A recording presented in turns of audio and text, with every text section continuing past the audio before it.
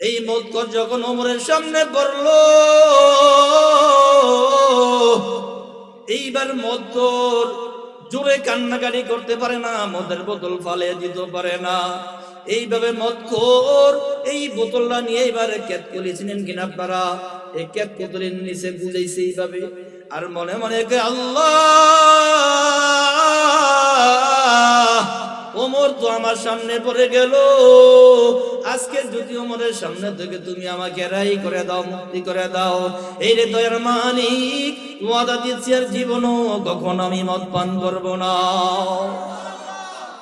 এই সাইডে যুবক শব্দ কিন্তু বেশি হয়, এদিনের গায়ে শক্তি বেশি, বুড়া দিনে জোরে কয় সুবহানাল্লাহ, যুবক দিনে কয় নাই, জোরে একটা কাজ দেন। ওমর যখন তার সামনে পড়ে যায়, মদখোর আমার আল্লাহর কাছে তওবা করে, দয়ার মালিক,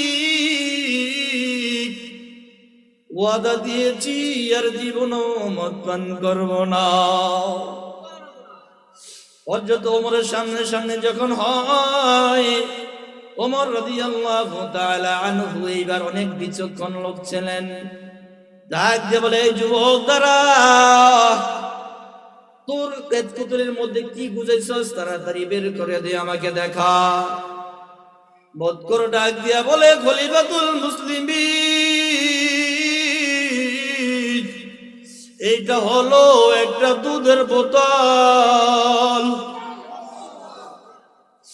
ও খলিফাতুল মুসলিমিন, দুধ আমি বোতলের মধ্যে নিয়েছি, আমাকে দেখাও।